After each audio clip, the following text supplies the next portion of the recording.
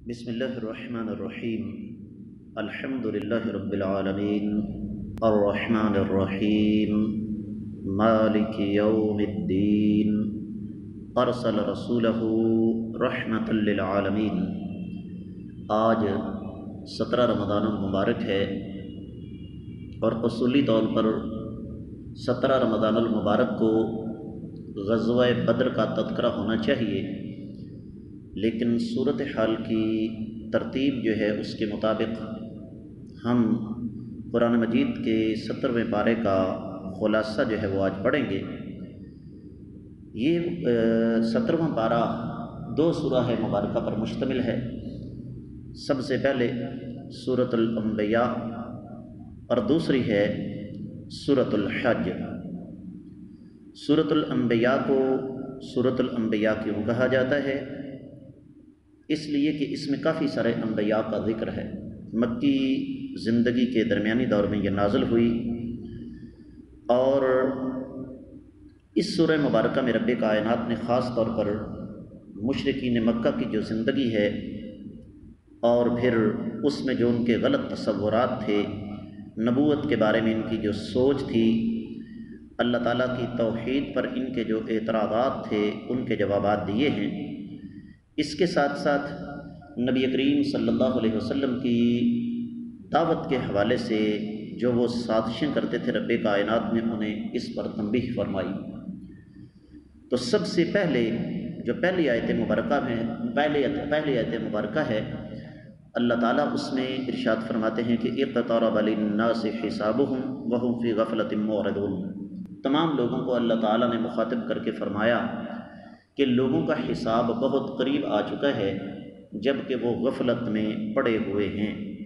یعنی دوسرے لفظوں میں اللہ تعالیٰ نے ان کے اس تصور کو غلط ثابت کر دیا کہ دنیا کی زندگی کھیل ہے، انسان مرنے کے بعد فنا ہو جاتا ہے، کیسا حساب، کیسی جزا اور کیسی سزا۔ پھر اللہ تعالیٰ نے اس کے بعد انہیں یہ سمجھایا کہ تمہیں جس چیز نے اللہ کے رسول صلی اللہ علیہ وسلم کی دعوت سے روکا ہوا ہے وہ یہ کہ تم لوگ نبی کریم صلی اللہ علیہ وسلم کی بات کو دھیان سے نہیں سنتے۔ ایک بہت بڑی حقیقت کی طرف اللہ تعالیٰ نے اشارہ فرمایا، اور وہ یہ کہ تم اس وجہ سے میرے نبی صلی اللہ علیہ وسلم کی بات نہیں سنتے کہ وہ تم میں پیدا ہوا۔ ہمارے ہاں بھی آج یہ سلسلہ ہے، یہاں کوئی جہل قسم کا وائز راغ رپے ٹپے دوڑے قوالیاں سنانے والا بندہ لا کر بٹھا دے، دنیا اس طرح جناب وہ حضرت قرآن پڑھتے ہیں، کیا ہی بات ہے، اور اپنا بیٹا اپنا ساتھی وہ بے شک جتنا مرضی دین پڑھا ہوا ہے اس کی بات کی اہمیت نہیں۔ یہ سلسلہ پرانا چلا آ رہا ہے۔ اس کے بعد یہ جو ایک سوچ ہے کہ انسان نبی نہیں بن سکتا، اللہ رب العزت نے 7ویں اور 8ویں آیت مبارکہ میں اس کا جواب دیا ہے کہ انسان کا نبی ہونا ہی دراصل انسانی فطرت کا تقاضا ہے۔ ایک سادہ سی مثال میں آپ کو دیتا ہوں کہ اگر نبی فرشتہ ہوتا اور وہ لوگوں کو سمجھاتا کہ لوگوں برے کام چھوڑ دو، تو سب سے پہلے اعتراض اٹھتا تمہیں کیا پتا کہ ہمیں شیطان کس طرح ورگلاتا ہے؟ تم ایک فرشتے ہو، شیطان تمہیں ورگلا ہی نہیں سکتا۔ ہماری ضروریات، ہماری مجبوریاں، ہمارے مسائل کیا ہیں یہ تم نہیں جان سکتے۔ اس لیے نبی کو انسان ماننا ہی اصل چیز ہے۔ بدقسمتی یہ ہے کہ وہ کہتے تھے کہ انسان مانیں گے، نبی نہیں مانتے۔ آج کے مسلمانوں کی ایک بہت بڑی تعداد یہ کہتی ہے نبی مانیں گے، انسان نہیں مانتے۔ تو اس کے ساتھ ساتھ اللہ رب العزت نے یہ بھی بات بتا دی کہ جن لوگوں نے انبیاء علیہ السلام کی دعوت کا انکار کیا ان کا انجام کیا ہوا۔ پھر اللہ رب العزت نے کائنات کی تخلیق کا مقصد بیان کیا کہ یہ کوئی کھیل تماشا نہیں ہے، بلکہ اس پر اللہ رب العزت نے یقینی طور پر اپنا کرم فرمایا ہے۔ بجائے اس کے کہ انبیاء کی باتوں کو سنجیدگی سے نہ لیا جائے، ان کا مذاق اڑایا جائے، وہی جو باتیں میں نے پہلے آپ کو بتائیں کہ جی ایک ہڈی جو کہ مٹی بن چکی ہے دوبارہ کیسے زندہ ہو سکتی ہے؟ اللہ کے لیے کوئی مشکل کام نہیں ہے۔ اس کے بعد اللہ تعالیٰ نے توحید پر ایک بڑی زبردست دلیل دی ہے، لیکن بڑی سادہ سی۔ اللہ فرماتے ہیں کائنات کے نظام کو دیکھو، کائنات کا نظام ایک ڈگر پر چل رہا ہے، لو کان فیہما آلہۃ الا اللہ لفسدتا، اگر اللہ کے علاوہ کوئی اور عبادت کے لائق ہوتا، اس کائنات کو چلانے والا ہوتا، تو زمین و آسمان کا سسٹم فنا کا شکار ہو جاتا، فساد کا شکار ہو جاتا۔ سورج اپنے مقررہ وقت پر نکلتا ہے، گرمی سردی اپنے وقت پر آتی ہے، چاند ستارے اپنے وقت پر طلوع ہوتے ہیں، رات اپنے وقت پر آتی ہے، اپنے وقت پر جاتی ہے۔ اس کا مطلب کیا ہوا کہ اس کائنات کا نظام کسی ایک ذات کے ہاتھ میں ہے۔ اسی طرح اہل مکہ کا یہ عقیدہ تھا کہ فرشتے اللہ تعالیٰ کی بیٹیاں ہیں۔ اللہ تعالیٰ نے 26ویں، 27ویں اور 28ویں آیت مبارکہ میں اس بات کا واضح جواب دیا کہ رب کائنات کو اولاد کی ضرورت نہیں ہے۔ پھر یہ جو بات آج سائنس ہمارے سامنے رکھ رہی ہے اور ایک ایک کر کے زمین و آسمان کے راز کھولتی ہے، جی زمین و آسمان پہلے ایک گولا تھے، پھر اس گولے میں دھماکہ ہوا، وہ گولا پھٹ گیا، مختلف ٹکڑیاں ہو گئیں۔ رب کائنات نے اس کو سورۃ الانبیاء کی 30ویں آیت مبارکہ میں آج سے 1500 سال پہلے بیان فرما دیا کہ اولم یر الذین کفروا ان السماوات والارض کانتا رتقا ففتقناہما، کہ ان کو اس بات کا علم نہیں کہ زمین و آسمان پہلے ایک تھے، ہم نے ان کو الگ الگ کر دیا۔ پھر جانوروں کی تخلیق کے بارے میں رب کائنات نے وضاحت فرما دی، پھر پہاڑوں کو اللہ تعالیٰ نے کیسے پیدا فرمایا، یہ بھی رب کائنات نے وضاحت فرما دی کہ یہ پہاڑ کیل ہیں جو زمین کے اندر گڑے ہوئے ہیں، جس وجہ سے زمین ہلتی نہیں۔ اور یہ بات طے شدہ ہے کہ پہاڑ جو ہیں وہ بسا اوقات کئی کلومیٹر تک نیچے گھسے ہوئے ہیں، جس کا زندہ ثبوت یہ ہے کہ پاکستان میں زمین میں آپ بور کریں 20، 30، 40 فٹ پر پانی نکل آتا ہے۔ سعودی عرب کے اندر چلے جائیں، بعض علاقے ایسے ہیں، ایون کہ مدینہ منورہ 400 فٹ تک کھدائی ہم نے اپنی آنکھوں سے دیکھی ہے، نیچے پتھروں پہاڑوں کے علاوہ کچھ بھی نہیں ہے۔ اسی طریقے سے اللہ تعالیٰ نے سورج اور چاند پیدا فرمائے، ان کی وضاحت فرما دی کہ آسمان ایک محفوظ چھت ہے، اور پھر اللہ رب العزت نے سورج اور چاند پیدا فرمائے ہیں۔ 32ویں اور 33ویں آیت مبارکہ ہے سورۃ الانبیاء کی۔ اس کے بعد اللہ رب العزت نے جو باطل معبود ہیں ان کی حیثیت بیان فرمائی، اور ساتھ یہ بھی فرما دیا کہ یہ جو لوگ دین کے معاملے میں بے پرواہی برتتے ہیں، اس کی ایک بڑی وجہ یہ ہے کہ ہم نے ان کو بہت زیادہ مال کی فراوانی عطا فرمائی، اور جب انسان کے پاس دولت آتی ہے، اللہ تعالیٰ جو لوگ ہیں وہ لوگ دین سے دور ہوتے چلے جاتے ہیں۔ اسی طریقے سے اللہ تعالیٰ نے پھر قرآن کو بابرکت ایک نعمت قرار دیا۔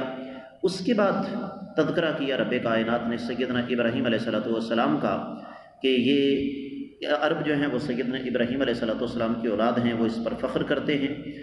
اور ابراہیم علیہ السلام نے سب سے پہلے اپنے گھر والوں کو دعوت دی، باپ نے گھر سے نکال دیا، قوم کو دعوت دی، قوم بھی نہیں مانی، چیلنج کر دیا کہ تمہارے ان بتوں کی اب خیر نہیں ہے۔ قوم جب میلے پر چلی گئی، ابراہیم علیہ السلام نہیں گئے، بتوں کو توڑ دیا، قوم واپس آئی، پریشان ہو گئے، یہ کام کس نے کیا؟ کہنے لگے ابراہیم علیہ السلام نے کیا ہوگا۔ بلایا، فرمایا مجھے تو لگتا ہے کہ بڑے کے ہاتھ میں کلاہڑا ہے، یہ کام اسی نے کیا ہوگا، اسی سے پوچھو۔ کہنے لگے تم اچھی طرح جانتے ہو کہ یہ بات نہیں مان سکتے، نہ بول سکتے ہیں، نہ سن سکتے ہیں۔ تو فرمایا بدبختو، جو بولتے نہیں سنتے نہیں، ان کی عبادت کیوں کرتے ہو؟ ان ظالموں نے پھر ابراہیم علیہ السلام کو قید میں ڈال دیا، آگ میں ڈالا گیا، آگ جو ہے وہ ٹھنڈی ہو گئی۔ اس کے بعد رب کائنات نے نبی کریم صلی اللہ علیہ وسلم کو تسلی دی ہے کہ آپ سے پہلے جو انبیاء آئے ان کے ساتھ وہی مسائل تھے جو انسانوں کے ساتھ تھے، کھانا پینا۔ پھر اللہ تعالیٰ نے سیدنا لوط علیہ السلام کا تذکرہ جو ہے وہ کیا ہے، پھر نوح علیہ السلام کا تذکرہ کیا ہے، سیدنا ایوب علیہ السلام کی بیماری کا تذکرہ کیا ہے، سیدنا یونس علیہ السلام کا تذکرہ کیا، کس طرح ان کو ویل مچھلی نے جو ہے وہ نگل لیا، سیدنا زکریا علیہ السلام، سیدنا داؤد علیہ السلام، سیدنا سلیمان علیہ السلام، ان کا تذکرہ کیا۔ اور پھر یونس علیہ السلام نے جو دعا کی تھی، لا الہ الا انت سبحانک انی کنت من الظالمین، اس میں اس بات کی نفی ہے کہ سیدنا یونس علیہ السلام نے کسی کا صدقہ وسیلہ طفیل ڈالا تھا۔ اور پھر رب کائنات نے یہ بتایا ہے کہ دین ایک ہے، اس میں فرقے لوگوں نے پیدا کیے ہیں۔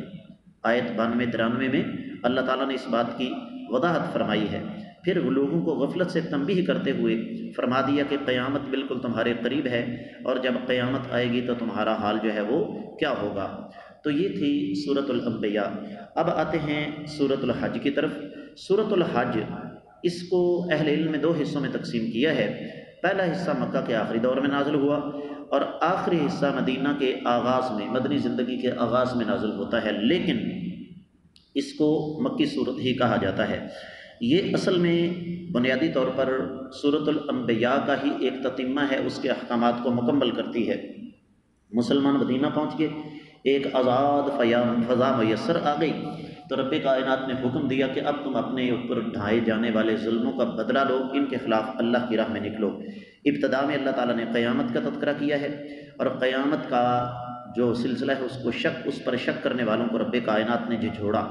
اسی طرح مشرکین مکہ کو سخت ترین عذاب کی اللہ نے وارننگ دی ہے کہ یہ ذہن میں رکھو کہ اگر کسی کے پاس وَمِنَ النَّاسِ مَن يُجَادِلُ فِي اللَّهِ بِغَيْرِ عِلْمٍ وَلَا هُدًى وَلَا كِتَابٍ مُنِيرٍ، کہ کچھ ایسے بدبخت موجود ہیں، آج بھی ہیں، جو کہ اللہ تعالیٰ کی ذات کے بارے میں جھگڑا کرتے ہیں، علم بھی نہیں ہوتا، ہدایت بھی نہیں ہوتی، دلائل بھی نہیں ہوتے، لیکن جھگڑا کرتے چلے جاتے ہیں۔ اسی طریقے سے قیامت تک کے آنے والے جو متذبذب لوگ ہیں، پتہ نہیں یہ صحیح ہے کہ یہ ہے، جس طرح کہ ہمارے ہاں بھی ایک سوچ پائی جاتی ہے نا، وہ جی پتہ نہیں کون صحیح ہے، ان کو رب کائنات نے واضح طور پر اس سورہ حج کی 11ویں آیت مبارکہ میں بتایا کہ یہ ذہن میں رکھو کہ قرآن و حدیث کا راستہ اصل ہے۔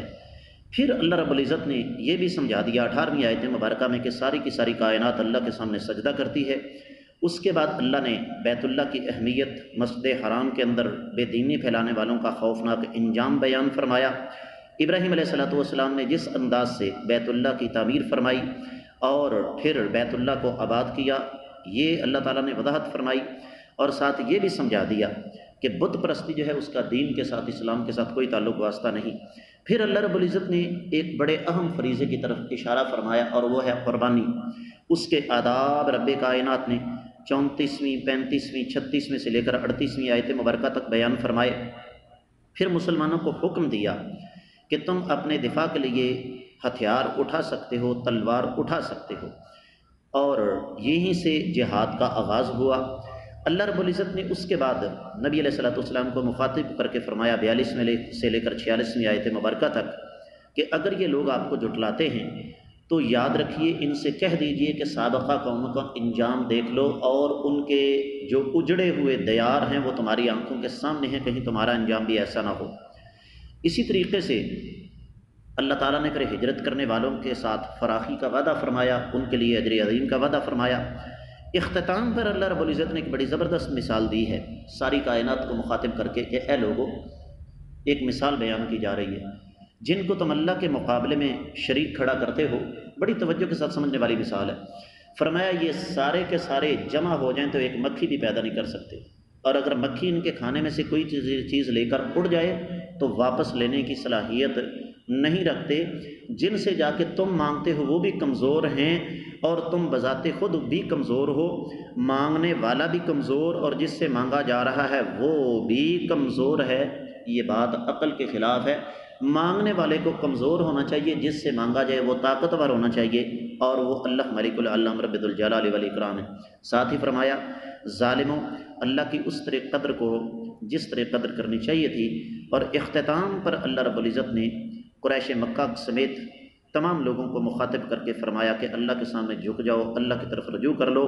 تم لوگ ابراہیم علیہ السلام کے مشن سے منحرف ہو چکے ہو، اور جو لوگ انبیاء کے مشن سے منحرف ہو جائیں، رب کائنات پھر ان کو ذلیل کرتے ہیں، اپنے بندوں کو عزت دیتے ہیں۔ اس کے ساتھ ہی 17ویں پارے کا خلاصہ بھی اللہ کی توفیق سے مکمل ہوتا ہے۔